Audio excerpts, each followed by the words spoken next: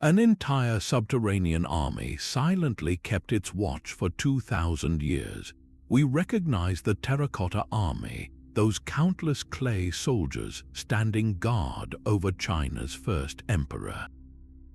Yet these famous figures are merely a decoy, a brilliant misdirection from the complex's real and far more profound mystery.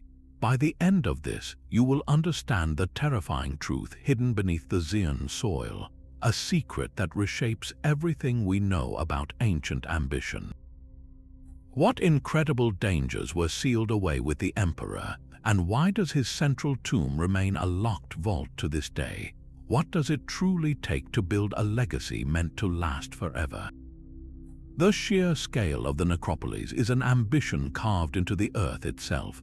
For decades, the world has been captivated by a single, powerful story. It is a tale of an emperor's final command, a belief so absolute it demanded an eternal guard. Qin Shi Huang, the man who forged 7 warring states into a single China, could not accept that his power would end with his life. His solution was to commission a subterranean empire, complete with an entire military force molded from clay. This is the standard narrative, the one repeated in textbooks and documentaries. An army for the afterlife, built for one purpose: to protect the emperor's spirit for all eternity. The numbers alone are staggering. Archaeologists estimate the pits contain roughly 8,000 soldiers, each one life-sized and astonishingly unique.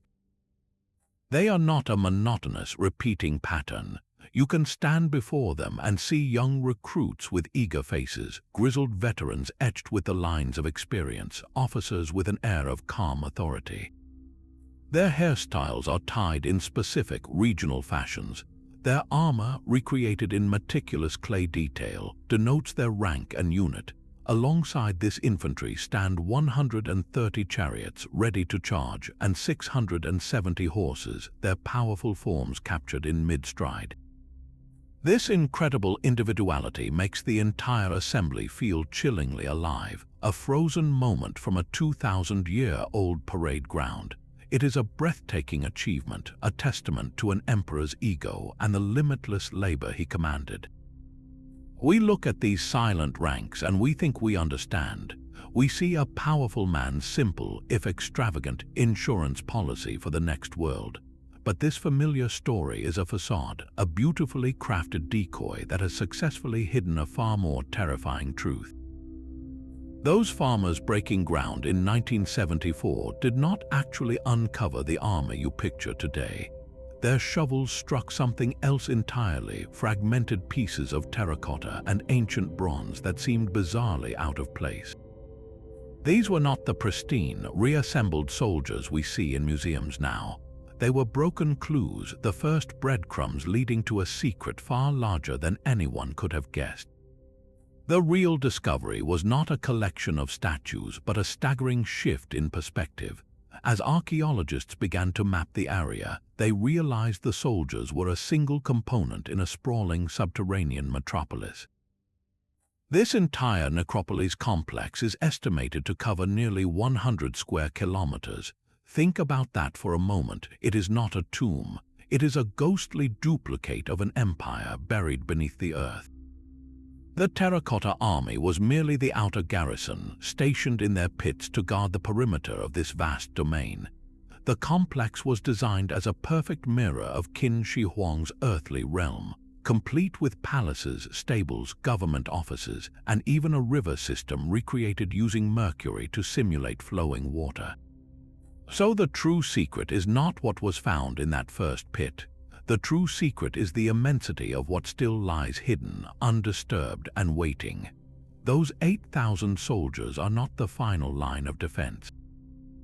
Their true purpose was to guard the approach to the heart of the entire complex, the one place no one has dared to enter for over 2 millennia. The real secret is buried directly beneath the massive, unexcavated burial mound of Qin Shi Huang himself. Ancient texts give us a chilling glimpse into what lies within. The grand historian Sima Qian, writing about a century after the emperor's death, described an immense underground palace. He wrote that artisans built a miniature universe for the emperor's spirit, decorating the ceiling with pearls to represent the stars and constellations. On the floor below, they recreated his entire kingdom with one astonishing detail. The land's great rivers and the ocean itself were not carved from stone, but were instead flowing channels of shimmering liquid mercury. This was a realm frozen in a perpetual, toxic day, a perfect celestial and terrestrial map sealed away in darkness. But the most terrifying part of Sima Qian's account involves the palace's security. He claimed the tomb builders installed automatic crossbows. These were not simple tripwires, they were complex mechanical traps, rigged to fire a volley of bolts at anyone unauthorized who broke through the sealed entrances.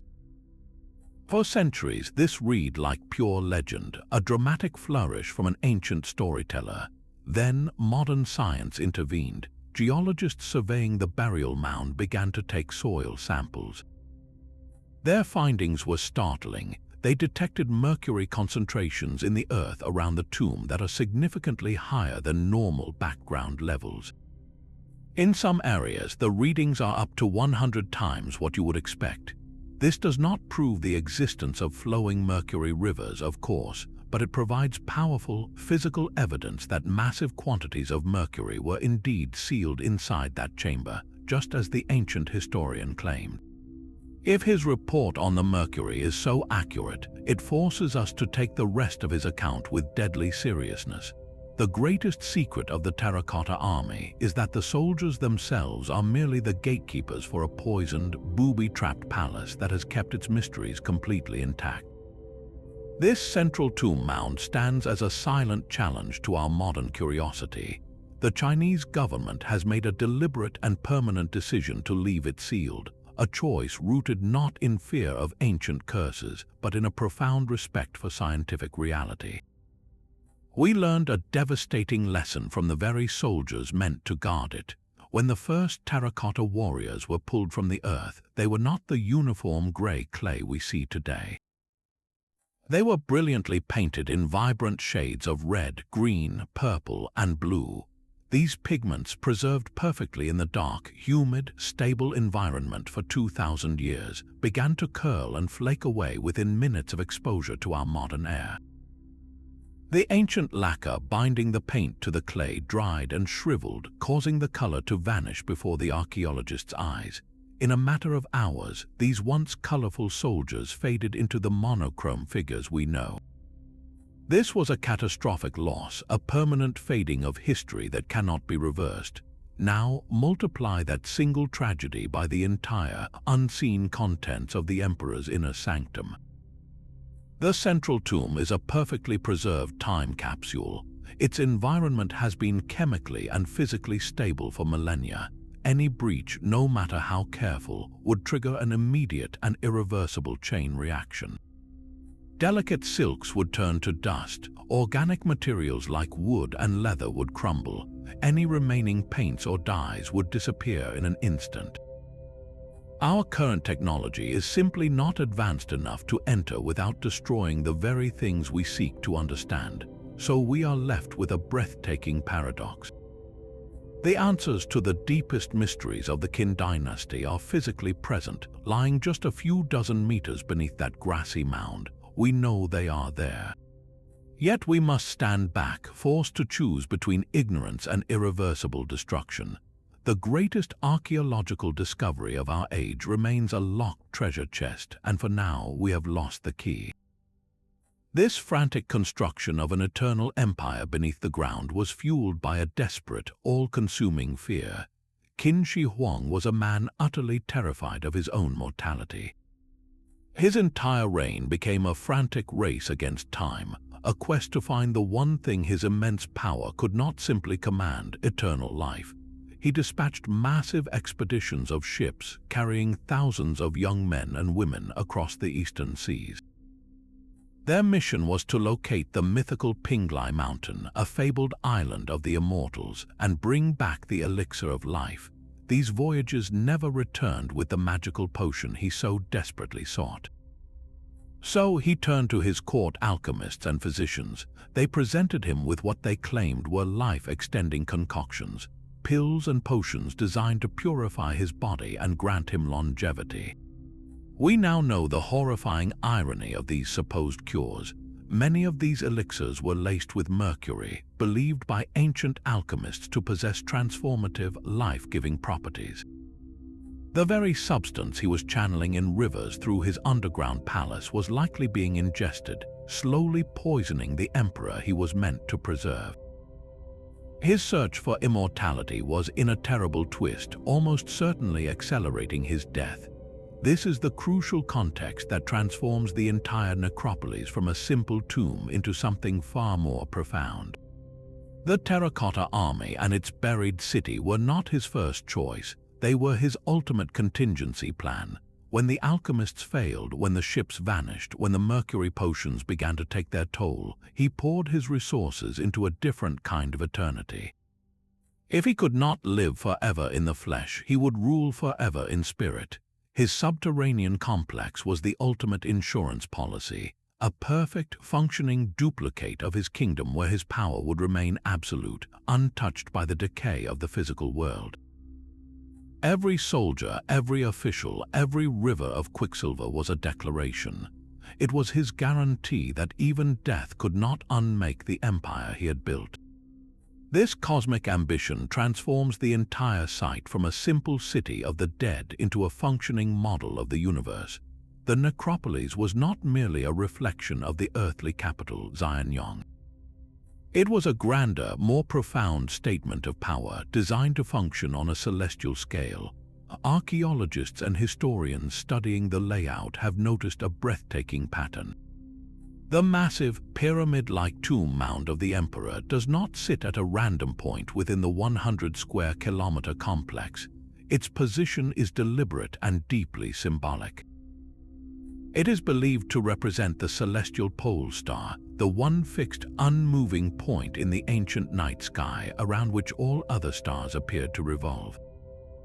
This was the axis of the heavens, the throne of cosmic order, and just as the stars moved around this central pivot, the other elements of the necropolis were arranged in orbit. The Terracotta Army, stationed to the east in their three great pits, were not just an imperial guard. In this cosmological map, they became the eastern constellations, a military force etched into the sky. To the west, other pits were discovered containing terracotta acrobats and strongmen, figures of entertainment and physical power, representing another sector of this artificial firmament. Deeper still were pits containing terracotta officials and scribes, the bureaucracy that ran the empire, now positioned as stars in their own administrative constellations.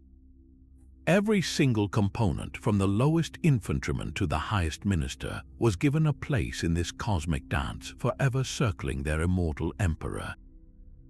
This design reveals a secret far greater than a desire for military protection in the afterlife. It was an announcement of a completed apotheosis. Qin Shi Huang was not just building a tomb. He was constructing a new cosmic throne. His ambition was to transcend the role of a mortal ruler and become a permanent divine force, the central anchor of all creation. He would rule not just an empire of land and people, but the very order of the heavens and the earth from his subterranean palace. The soldiers, the officials, the entertainers, they were all part of this eternal court, bound to his will as surely as the stars were bound to the pole. This shifts our understanding of the entire complex's purpose. It was not a passive resting place. It was designed to be an active, spiritual engine, a mechanism to perpetuate his rule across all realms of existence. The silent, waiting army was not just guarding a body.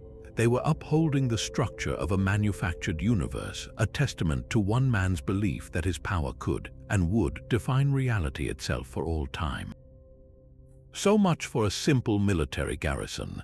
The discovery of Pit 9901 in 1999 fundamentally shattered the solitary image of an eternal army.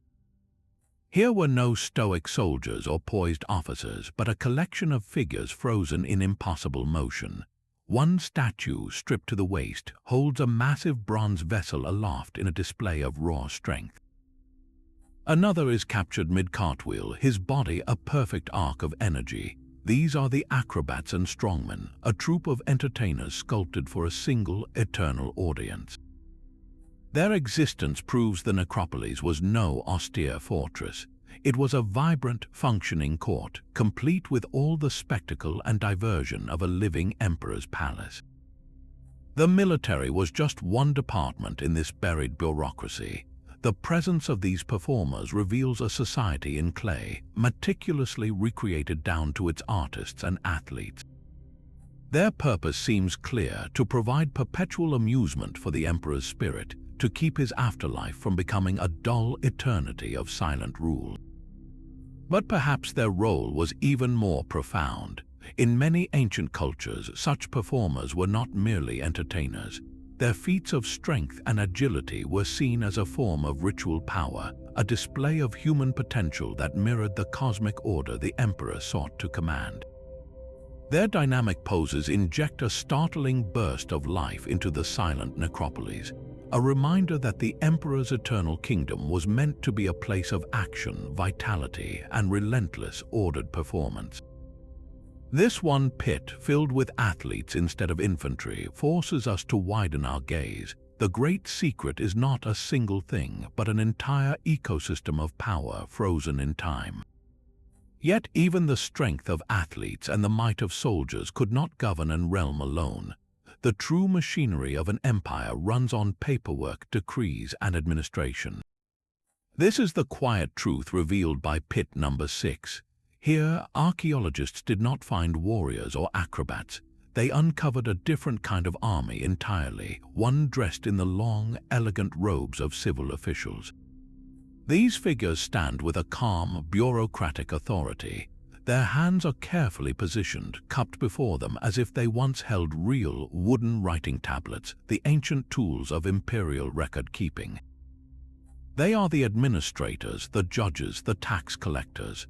They are the invisible engine that translated the emperor's will into the daily reality of law and order. Their presence in the necropolis is a monumental clue. It proves that Qin Shi Huang intended to take his entire government with him into the afterlife. Think of the immense logistical challenge of ruling ancient China. It required a vast, organized bureaucracy to manage everything from grain supplies and infrastructure projects to legal codes and census data. The emperor was not just replicating his palace guard or his court entertainers. He was replicating the complete, functioning apparatus of the state itself. The soldiers provided the power, but these officials provided the purpose. They were meant to ensure that his subterranean kingdom would operate with the same relentless efficiency as his earthly one. This transforms the entire complex from a symbolic gesture into a practical, working model. The secret is no longer just about military might or cosmic ambition. It is about the replication of a system. The emperor sought to freeze his entire empire in a perfect, perpetual moment, with every cog in the machine, from the lowliest clerk to the highest general, forever in its place. The silent, waiting officials of Pit 6 are the final piece of the puzzle. They confirm that the greatest treasure buried with the first emperor was not gold or jewels, but the blueprint for eternal control. Even the emperor's backup vehicles were crafted from solid bronze. Tucked away in a pit near the massive burial mound, archaeologists uncovered two of the most stunning artifacts from the ancient world. These are not clay replicas. They are half-life-size chariots, complete with their teams of 4 horses, all cast in bronze with a level of detail that defies belief. Imagine the glint of gold and silver inlay against the dark metal. Each chariot is a fully functional miniature masterpiece. The first is a high-walled, enclosed battle chariot, a mobile command post. Its driver stands protected under a circular canopy, itself crafted to resemble a tortoise shell, with a roof that rolls up like a modern convertible. The second is an open-air carriage, likely for inspection tours. Its components are a marvel of ancient engineering. the windows on the enclosed chariot have tiny, perforated bronze plates that can slide open and shut. The horses' bridles are adorned with golden and silver buckles. Every spoke on the wheels is perfectly cast, and the axles are designed to allow the chariots to actually turn and move. These were not static models, they were built to be used, yet they were found deliberately parked as if in a royal garage waiting for an order that would never come. Their very existence poses a terrifying question. If these breathtaking objects are merely the secondary vehicles, the spares left in an outer chamber, what must be waiting inside the central tomb? The logic is inescapable. The emperor's primary chariot, the one meant for his daily use in the afterlife, would have been grander, larger, and infinitely more precious. It could be a full-sized chariot wrought from solid gold, drawn by horses adorned with jade. Or perhaps something even more fantastical, a celestial chariot designed to carry his spirit across the star-studded ceiling of his underground palace. The perfection of the bronze chariots we can see is not the end of the mystery. It is our only keyhole glimpse into a vault of treasures so magnificent their discovery would rewrite history. We are left staring at the backup and forced to wonder what the main event truly looks like. This staggering output of 8,000 unique soldiers was only possible through a revolution in manufacturing. The sheer volume of figures points to a terrifyingly efficient secret, a state-run factory system operating on an industrial scale 2,000 years before the Industrial Revolution. This was not the work of a single, sprawling artisan studio. Archaeologists have found stamps and inscriptions on the terracotta figures revealing a complex network of specialized workshops, each with a master craftsman who took responsibility for his team's output. These workshops functioned like specialized departments in a massive factory, some focusing solely on sculpting heads, others on torsos, and still others on crafting the countless legs and arms needed for the army. This division of labor was the project's backbone, allowing for a speed and consistency of production that would be impressive even today. The entire operation was a testament to the Qin state's ability to organize and mobilize human effort on an almost unimaginable level. It was a production line carved from clay and human ambition. The true genius of this system lay in its marriage of standardization and artistry. To create an army quickly, the workshops relied on molds for the basic body parts. Think of it like an ancient assembly line kit. They mass-produced hollow torsos, legs, and arms using standardized molds. This ensured that every soldier had the same basic, stable proportions. Even the detailed armor plates that cover the soldiers' bodies were not individually carved. They were created using a technique similar to pressing clay into molds, producing thousands of identical, interlocking scales that could be efficiently layered onto the clay bodies. The same principle applied to the horses. Their powerful, muscular legs were made from a limited set of standard molds, while their bodies and heads were assembled from just a few main parts. This modular approach allowed for incredible efficiency. Workshops could stockpile pre-made components, ready to be snapped together into a complete, lifelike form at a moment's notice. But then came the masterstroke, the step that transformed these standardized assemblies into the individuals we see today. Once the basic body was assembled from its mass-produced parts, the artisans turned to the one element that could not be standardized, the human face. They took the molded head, which provided a basic shape, and applied fresh, wet slabs of clay to it. With simple tools, they then hand-sculpted every single feature. They pinched the clay to form a brow line, smoothed it to create high cheekbones, carved it to define a determined mouth, and added tiny rolls of clay for ears. It was in this final, humanizing stage that the army truly came to life. A craftsman might give one soldier a thin, stern face, while another received a round, youthful visage. They created different styles of mustaches and beards, and sculpted a vast array of top knots and hairstyles that denoted rank and regional origin. This is why no two soldiers are exactly alike. The Qin production system achieved the impossible, blending the ruthless efficiency of mass production with the nuanced touch of individual artistic expression. The secret was not just in making thousands of soldiers, but in making each one feel uniquely alive. This organizational prowess reveals the ultimate secret of the first emperor's power. His ability to conquer and unify China was not just a matter of military might, it was a triumph of logistics and centralized control. The same bureaucratic machine that standardized weights, measures, and writing across his new empire was applied to the production of his eternal guard. The Terracotta Army is in essence a physical manifestation of that system, a permanent monument to the power of standardization.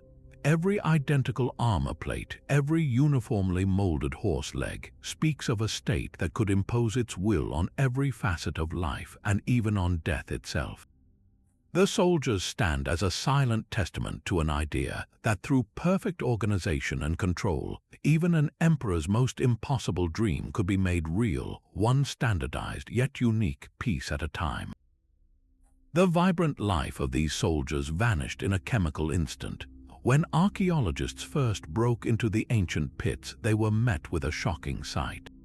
The Terracotta Army was not a monochrome gray legion, it was a riot of color. Each soldier's face was painted a lively pink. Their armor was lacquered in brilliant blacks, browns, and purples.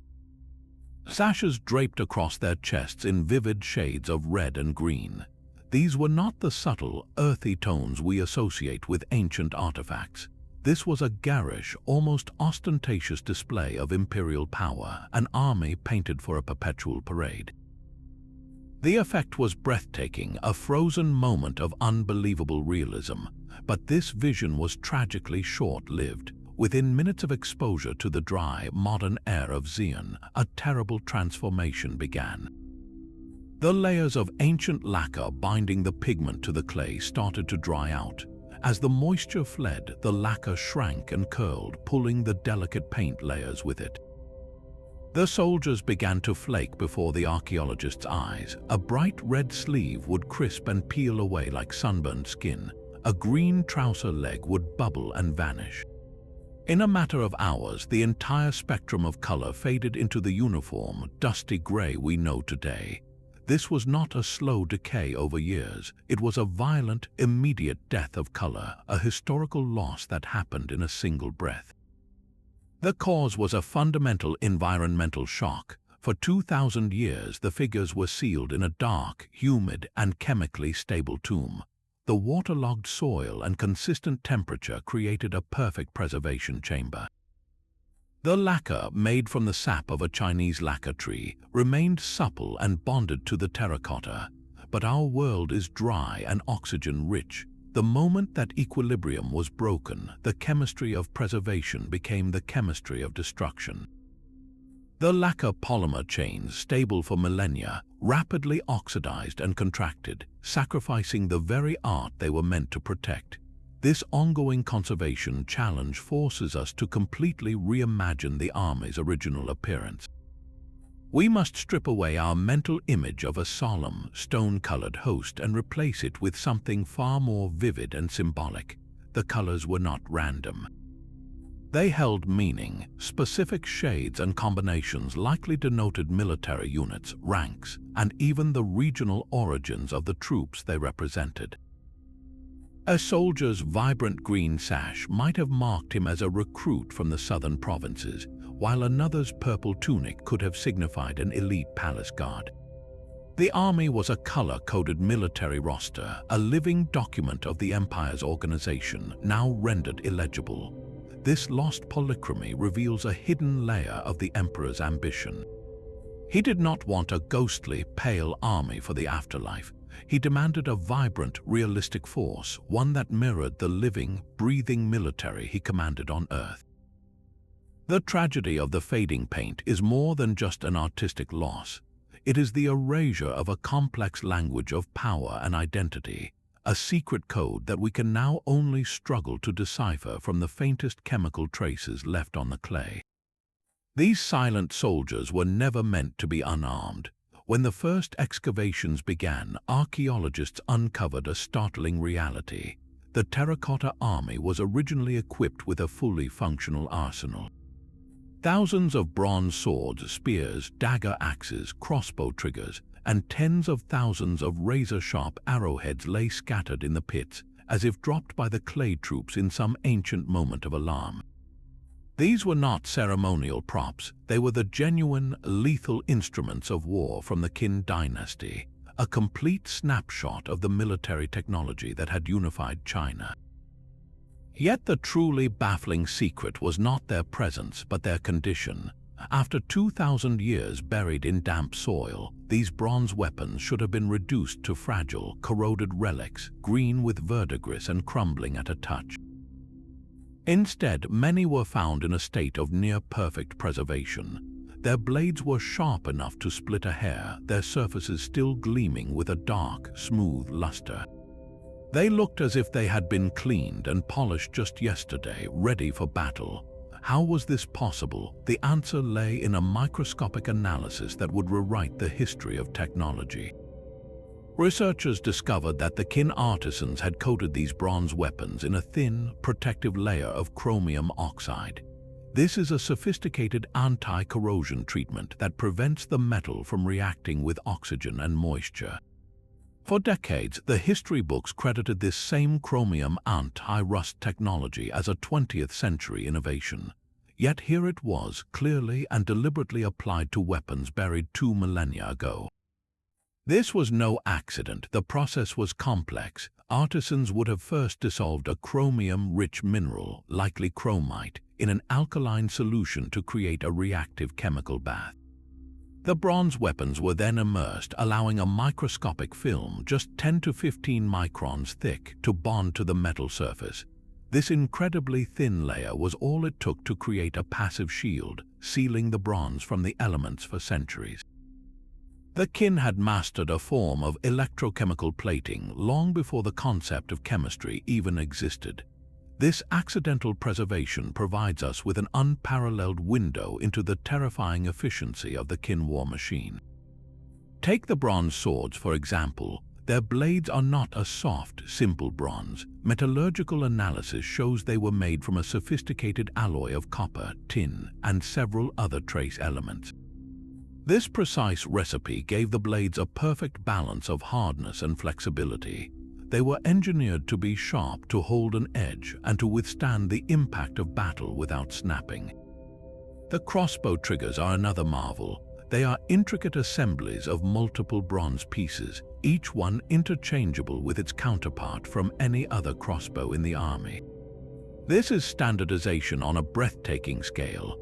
A soldier in the field could repair his weapon with a part from a fallen comrade's crossbow. This logistical foresight is the same genius we saw in the terracotta production lines, now applied to the tools of death. The arrowheads, mass-produced by the thousands, show a chilling geometric precision. Their three-sided pyramidal shape was not just for show. This design allowed them to pierce armor more effectively and created a wound that was notoriously difficult to stitch closed. Every single element of this arsenal was optimized for one purpose: maximum lethality. So the gleaming, untarnished sword we can see in a museum today is more than a beautiful artifact. It is direct, physical proof of a technological supremacy that conquered a continent. The chromium coating was the final, masterful touch on a system of weaponry that was already generations ahead of its rivals. It was the ultimate guarantee that the Emperor's eternal guard would never be disarmed, their weapons as ready and deadly in the afterlife as they were on the day the tomb was sealed. Look past their uniforms and weapons, and the faces of this terracotta legion begin to whisper a different kind of secret. Each soldier's visage is a unique map, carved not of territory but of ancestry. Archaeologists studying the thousands of recovered heads have made a startling observation. They are not all the same man replicated over and over. By meticulously analyzing the facial structures, they have been able to categorize the warriors into distinct groups. There are faces with broad, high cheekbones and wider set eyes, features common among the populations of the Eastern Plains. Others possess longer, narrower faces with more prominent noses, characteristic of people from the Western regions. Some exhibit the rounder faces and single-edged eyelids typical of the central heartland. This is no random assortment of features. It is a deliberate clay representation of the very men who made up the real Qin army. The emperor did not fill his eternal guard with soldiers from a single, homogeneous tribe. He populated it with a cross-section of his entire sprawling empire. These silent ranks are, in effect, a frozen census, a demographic snapshot of the first unified China. Every molded cheekbone and sculpted eye shape tells a story of conquest and consolidation, of different peoples brought under a single banner. This diversity was the empire's greatest strength and its most profound challenge. Before Qin Shi Huang, the land was a patchwork of 7 warring states, each with its own culture, customs, and people. The Chu from the south were viewed as different from the Yan of the north, who were distinct from the Kai of the east. The emperor's monumental task was to forge these disparate groups into one nation, to make them all simply Chinese. His Terracotta Army is the ultimate expression of that ambition. It shows that his vision of a unified state extended beyond just standardized writing and cart axles.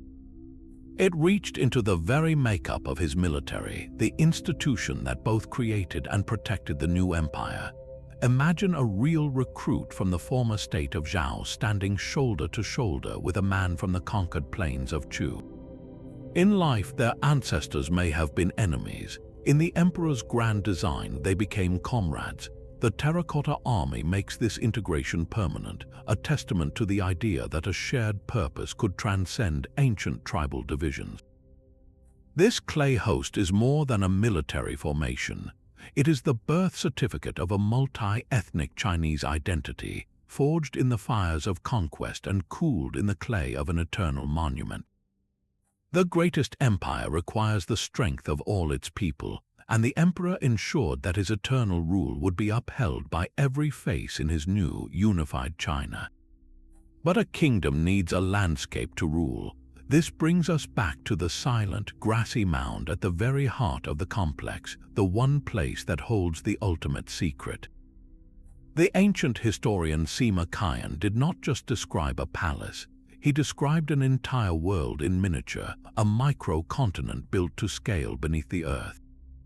According to his account, the ceiling of the emperor's burial chamber was a celestial map, inlaid with pearls to represent the stars and constellations. Below this artificial sky, the floor was not a flat surface. It was a three-dimensional, sculpted terrain of the entire Qin Empire. The great mountain ranges were likely carved from jade or stone rising from the ground. The vast plains were spread out between them, and flowing through this miniature landscape were the 2 life-giving arteries of ancient China, the Yangtze River and the Yellow River. But these were not simply channels carved into the rock. Sima Qian states they were flowing with mercury, shimmering streams of liquid silver endlessly circulating through the emperor's subterranean domain. For centuries, this was the stuff of pure myth, a fantastical story too incredible to be true. Then, modern science offered a way to listen at the door.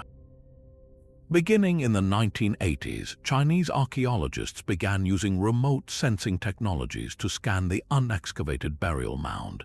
They employed methods like electrical resistivity and ground-penetrating radar, techniques that can detect anomalies hidden deep within the earth without breaking the surface. What they found was staggering. The scans revealed a massive underground structure beneath the mound, a palatial complex with a series of nested chambers and gateways, exactly as the ancient texts described. But the most compelling evidence came from tests of the soil itself. Teams of geologists took core samples from across the mound, drilling down to extract slender columns of earth for chemical analysis. The results were published and are now widely accepted. They found mercury concentrations in the soil that are radically elevated, in some spots up to 100 times the normal level for the region. These mercury levels are not distributed randomly. They form a distinct, anomalous pattern, one that strongly suggests a large, contained source of the liquid metal is slowly, over millennia, off-gassing and seeping into the surrounding Earth. This scientific data does not prove the existence of sculpted riverbeds, of course, but it provides powerful, physical corroboration for the central, most incredible claim. It confirms that a vast quantity of mercury was indeed sealed inside that chamber, just as Sima Qian reported. If his detail about the mercury rivers is so accurate, it forces us to take the rest of his description with the utmost seriousness. The emperor's tomb is not merely a burial chamber. It is a perfect, functioning model of his kingdom, a microcontinent where geography itself was enslaved to his will. Within that sealed darkness, a miniature China waits, its quicksilver rivers still flowing through a land forever frozen in the 3rd century before the Common Era. Sima Qian's warning of automatic crossbows was not an ancient flight of fancy. It was a technical manual for a death trap. These devices were not simple spring-loaded spikes. They were complex repeating crossbows, likely connected to pressure plates or tripwires at the tomb's sealed entrances. A single misstep would trigger a synchronized volley of bronze-tipped bolts, a mechanical ambush waiting in the dark for over 2,000 years. While the wood and sinew components would have long since decayed, the bronze firing mechanisms and stockpiles of sharp arrows could remain perfectly preserved, just like the weapons in the soldier pits, still lethal and under tension. But these man-made traps are arguably the least of the dangers. The chamber's structural integrity itself is a colossal unknown. The entire subterranean palace was dug deep into the water table lower soil, a material notoriously unstable when its moisture content changes. For 2 millennia, the tomb has existed in a perfect, humid equilibrium. The second workers breach a wall, that stable environment vanishes. Dry air rushes in, potentially causing the compacted earth walls and ceilings to crack, shift, or even collapse in on themselves, burying the very treasures they seek in an instant. The greatest threat, however, is not one that strikes with a crash, but with an invisible and insidious breath. That pervasive mercury, the evidence for which is etched into the very soil, presents a toxic nightmare. A sealed chamber would have contained the mercury vapor, but an opened one would release it. There are no safe levels of exposure to mercury fumes. Inhaling this neurotoxin would cause immediate and irreversible damage to an excavation team, leading to tremors, cognitive impairment, and organ failure. The ancient alchemists believed mercury conferred immortality. The terrible irony is that it now guards the emperor's rest by posing a mortal danger to any who would disturb it. This transforms the central tomb from a mere archaeological site into something far more forbidding. It is a perfectly preserved, booby-trapped and chemically poisoned vault. Every known risk, from the mechanical to the structural to the toxic, argues against intrusion.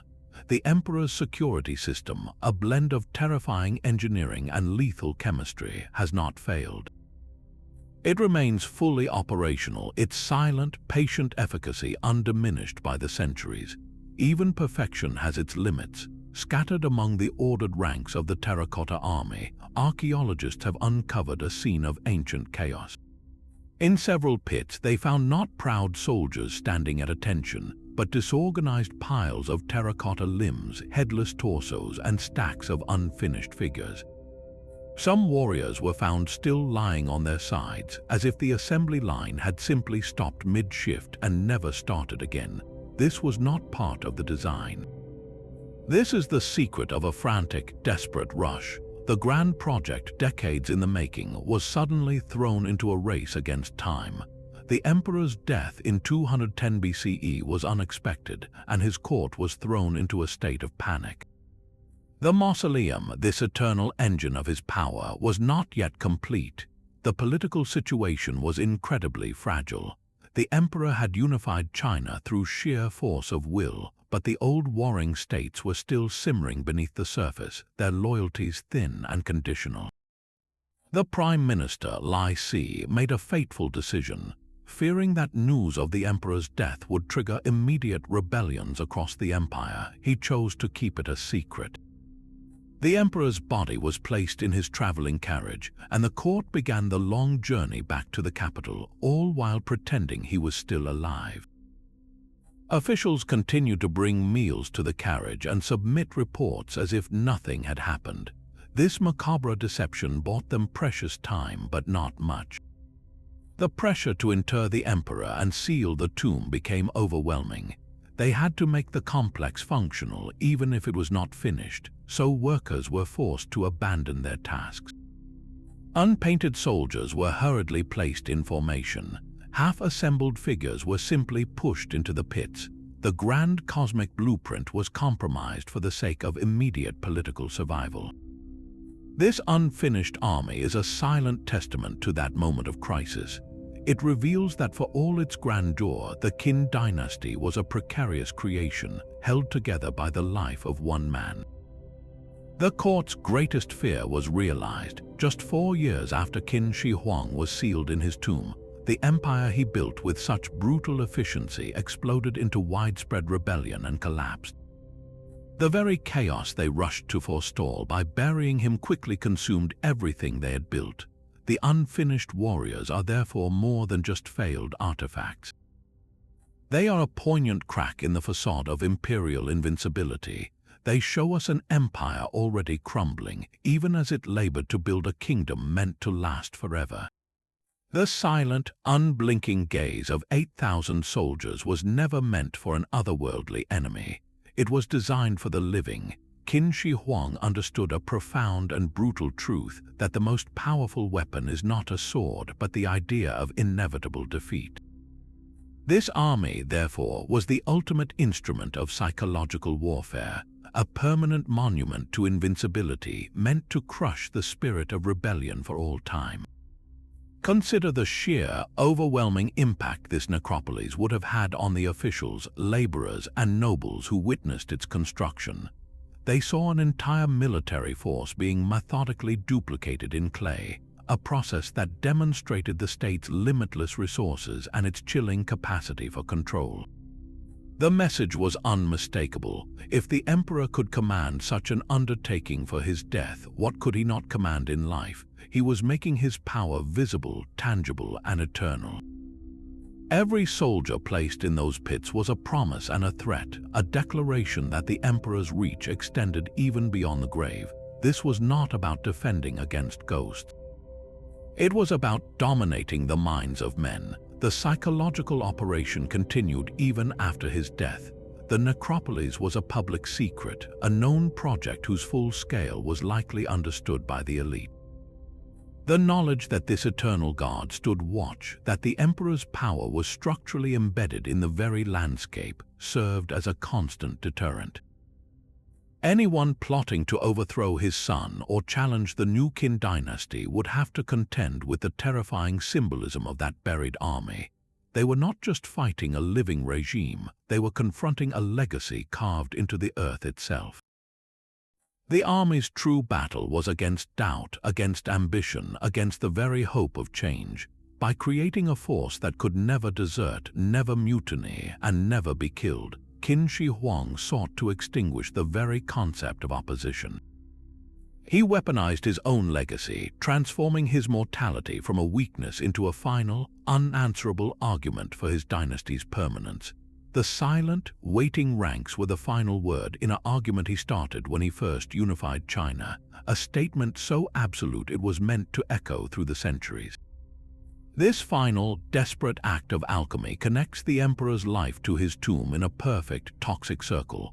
His frantic search for an elixir of immortality led him to consume potions laced with mercury, a substance Taoist alchemists revered as the essence of life itself. They believed this shimmering, liquid metal held the secret to transformation, capable of purifying the physical body and elevating it to a state of eternal existence. By ingesting it, Qin Shi Huang was attempting to perform an internal alchemy to transmute his own mortal flesh into an immortal vessel. When that failed, he enacted the ritual on a monumental scale. The rivers of mercury flowing through his subterranean kingdom were not merely a decorative map. They were the largest alchemical crucible ever conceived, a final, grand spell cast to achieve what the potions could not. The entire burial chamber became a reaction vessel, designed to harness Mercury's transformative power to work upon his corpse in perpetuity.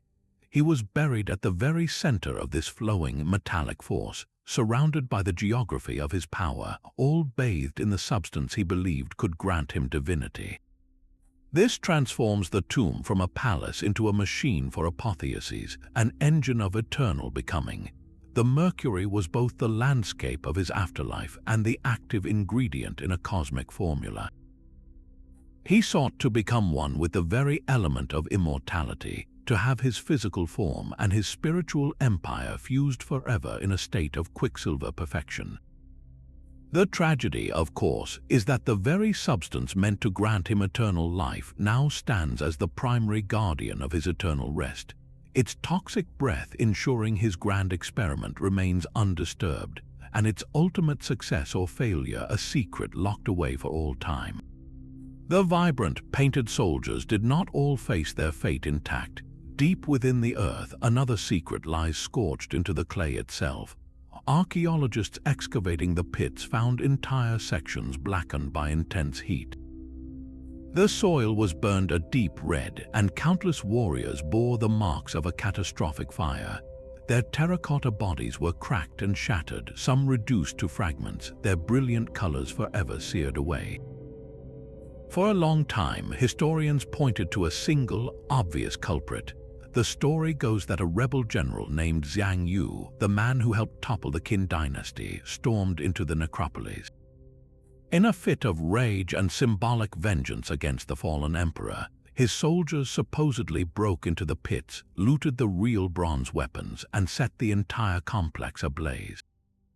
It is a compelling narrative of revenge, a final act of violence against a hated regime, but the physical evidence tells a more complicated and far more intriguing story. Look closely at the pattern of destruction. The fire was not universal. It ravaged some pits while leaving adjacent ones strangely untouched. The damage is also curiously selective. In the most heavily burned areas, the terracotta figures are not just scorched. They are systematically shattered, as if they were individually targeted and smashed with immense force. This level of deliberate, focused violence suggests something more than a random act of arson by an angry mob. It points toward a ritual. Some scholars now propose a terrifying alternative. What if this was not an attack by an outsider, but a final, sanctioned act performed by the Qin themselves? In many ancient cultures, objects buried with the dead were ritually killed to release their spirit for the afterlife. A clay pot would be deliberately broken. A sacrificed animal would have its bones cracked. This deactivation prevented the object from being a hollow shell in the next world, transforming it into a functional spiritual asset. Could the same logic have been applied to this clay army? The act of breaking these soldiers, of smashing their terracotta forms, may have been seen as the final step in bringing them to life. It would have been a spiritual awakening, a way to shatter their earthly vessels and free their eternal souls to stand as a true, functioning god in the emperor's service. The fire itself could have been a part of this purification rite, a blaze meant to cleanse and consecrate the entire complex. There is another, darker possibility, an act known as damnatio memoriae, the condemnation of memory. When a ruler was overthrown, their enemies would sometimes systematically destroy their monuments and effigies, attempting to erase them from history itself. But if the rebels were trying to erase the emperor, why only break some of the soldiers? Why not demolish the entire necropolis and tear down the central mound? The selective nature of the damage suggests a different intention, one that recognized the army's power and sought not to erase it but to nullify it. By breaking the soldiers and burning their pits, they may have been performing a counter-ritual.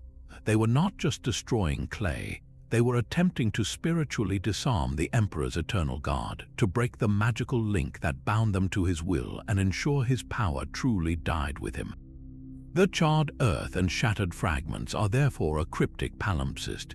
They hold the evidence of at least two potential stories, one of political revenge and another of profound supernatural belief. This layer of intentional violence adds a final, dramatic chapter to the site's history, a moment when the physical world and the spirit world collided in an explosion of fire and shattered clay. The silent grandeur of these clay figures casts a long, dark shadow. We have marveled at the army, the officials, the entertainers, all crafted from terracotta to serve for eternity. But a chilling question remains. What of the real people, the living souls who were part of the emperor's court? Historical records, particularly the accounts of Sima Qian, suggest a far more grim reality layered atop this ceramic replica. They imply that the emperor's tomb complex included the burials of his high-ranking consorts, ministers, and even the very artisans who designed and built the necropolis. These were not symbolic clay effigies. They were living human beings, and they may have been entombed alive. The logic from that brutal time was terrifyingly simple. What better way to protect the ultimate secrets of the tomb's layout and its priceless treasures than to ensure that no one who knew them ever left? The workers who carved the mercury rivers, the architects who understood the trap systems, the close advisors who knew the rituals, they all represented a security risk. Their sacrifice was considered a necessary, if horrific, final measure to seal the emperor's eternal privacy. This practice, known as sacrificial burial, was not unheard of in ancient China, particularly among the nobility of the Qin state's predecessors. The scale proposed for the first emperor, however, would have been unprecedented, a final, brutal demonstration of his absolute power over life and death. While the central tomb remains sealed, preventing confirmation, the possibility hangs over the entire site like a ghost. It transforms the necropolis from a magnificent archaeological wonder into a potential mass grave, revealing the profound human cost buried just beneath the surface of this ambition. The Terracotta Army stands in mute testimony to this duality. For every immortal clay soldier created to serve, there may have been a mortal person killed to keep a secret. This is the darkest secret of the entire complex, one that reminds us that the price of a legacy meant to last forever was measured not just in clay and bronze but in human silence. The legacy of this ancient army collided violently with the greed of the modern world.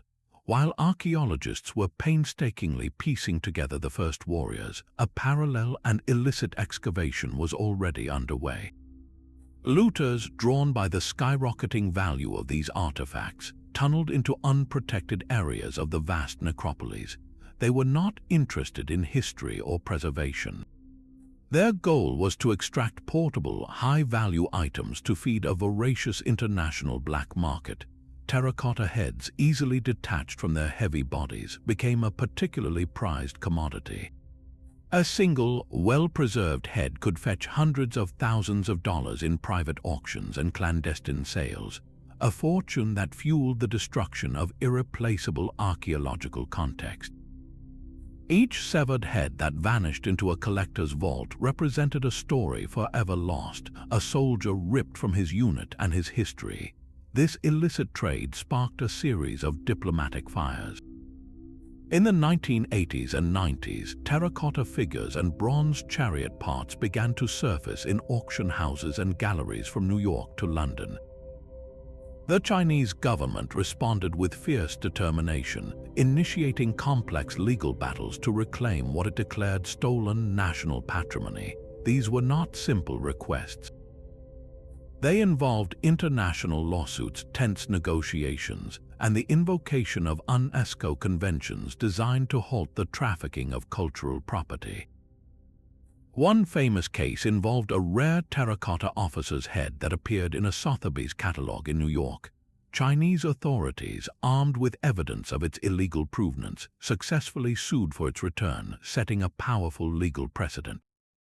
Each repatriation was a small victory in a much larger war, a war against the notion that history could be bought and sold to the highest bidder. The fight for these artifacts is about more than ownership. It is a battle for memory and meaning. When a looted head is returned to China, it is not merely an object going back into a museum case. It is a fragment of a cosmic design being restored. That head can be studied alongside its original body, allowing scientists to analyze the specific clay and pigments used in its workshop. It can be returned to its correct position in the pit, helping historians understand the military formation it was part of. The looter severs these connections, turning a key to understanding into a mere trophy. The ongoing global effort to track and repatriate these pieces proves that the Terracotta Army is not a static relic of the past. It is a living, breathing part of China's cultural identity, and its protection is a mission that continues to this very day, a modern guard fighting to keep the Emperor's silent legion whole. These unseen cosmic particles are now our most powerful tools for looking through solid Earth.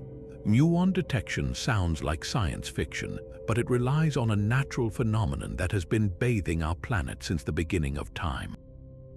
Cosmic rays from deep space constantly strike our atmosphere, creating a shower of secondary particles called muons. These muons are like heavy, penetrating electrons, and they rain down on us every second, passing harmlessly through our bodies and everything around us. Crucially, they pass through solid matter, but denser objects absorb more of them. Scientists have placed muon detectors around the base of the burial mound. By tracking the number and trajectory of muons that pass through the hill, they can essentially create a giant, three-dimensional X-ray. Areas where fewer muons are detected indicate dense, solid material like walls or packed earth. But where muons pass through more easily, they reveal voids, the empty spaces of chambers and hallways hidden within. This technique is painstakingly slow, collecting data particle by particle, but it is building a ghostly negative image of the tomb's internal architecture. We are not seeing the treasures themselves, but we are mapping the rooms meant to contain them. The results confirm the ancient descriptions on a staggering scale. The data suggests a colossal subterranean palace, a multi-level complex of chambers and corridors covering an area larger than a modern sports stadium. It is not a single room, but an entire buried building, a labyrinth designed for an emperor's eternal needs. The sheer size of these voids hints at a truth far grander than we ever imagined. If these are just the antechambers, what immense space must lie at the very center? Ground-penetrating radar adds another layer of detail to this spectral map. By sending radio waves into the ground and measuring their reflections, this technology acts like a form of sonar for the soil. It can distinguish between different layers of construction, pinpointing the precise depth of foundations and detecting the subtle outlines of man-made structures. This data reveals more than just room shapes. It can show the compacted pathways of ancient roads leading to the tomb and the remains of support structures that kept the massive excavation from collapsing. Most importantly, it helps confirm the stability or instability of the entire structure. The radar can identify areas where the soil is waterlogged or where there might be hidden structural weaknesses, crucial information for anyone even contemplating an excavation. It tells us that the tomb is not a static monument, but a dynamic environment that has been slowly settling and shifting for 2 millennia. Then there is three-dimensional magnetic surveying. This method measures tiny, local variations in the Earth's magnetic field. Buried structures, especially those made from fired materials like kiln-baked bricks or large metal objects, create distinct magnetic anomalies. A massive bronze cauldron or a collection of iron ritual vessels would stand out like a beacon on a magnetic map. While the Qin primarily used bronze, which is not magnetic, the technique is brilliant for detecting the remnants of the construction process itself, like the foundations of workshops or the clay linings of pits. When combined, these three technologies create a composite sketch of the unseen. muon detection outlines the grand halls. Ground-penetrating radar details their walls and floors. Magnetic surveys hint at the activity that once surrounded them. Together, they form a digital phantom of the entire complex, a blueprint of ambition rendered in data points and probability clouds. This high-tech sleuthing confirms one thing with absolute certainty. The stories were not exaggerations. The reality lying in wait beneath that grassy mound is every bit as vast, as complex, and as magnificent as the ancient historians claimed. We now have a map of the greatest archaeological treasure chest on Earth, and we know exactly where it is. The only thing we cannot do is open it. That profound, unsettling truth is the ambition itself.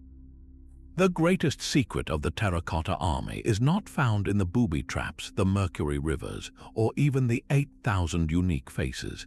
It is the sheer, terrifying scale of one man's refusal to be forgotten. Qin Shi Huang did not merely want a grand tomb. He sought to build a permanent reality where his will was the fundamental law of existence, a kingdom where time itself was held in check. Every soldier, every official, every river of quicksilver was a single brushstroke in a masterpiece of pure, unadulterated power. This entire subterranean metropolis is a monument to the ultimate power trip, a secret world painstakingly constructed for the sole purpose of cheating oblivion. Think of the mindset required to command such a project. It goes beyond simple ego or the fear of death. This is the logic of a man who believed his consciousness was so essential that the universe, or at the very least his corner of it, could not be allowed to function without him. He was not preparing for an afterlife. He was forcibly creating one in his own image, ensuring that the political and cosmic order he forged would continue uninterrupted forever. The silent clay soldiers are merely the most visible guards at the gate of this profound psychological truth. They distract us with their military precision, while the real treasure lies in the terrifying insight they offer into the human psyche. This complex is a physical manifestation of a drive that exists in all of us, though rarely at such a magnitude. It is the limitless hunger for legacy, the desperate need to etch our names so deeply into the world that even time cannot erase it. The Emperor's story shows us that this drive can move mountains, command rivers of poison, and bury an entire empire in clay. It is a breathtaking and perhaps cautionary tale of what happens when the desire for immortality is given the resources of an entire civilization. The real secret unearthed in Xi'an is not about ancient China. It is a mirror held up to the deepest, most enduring human obsession, the battle against our own impermanence.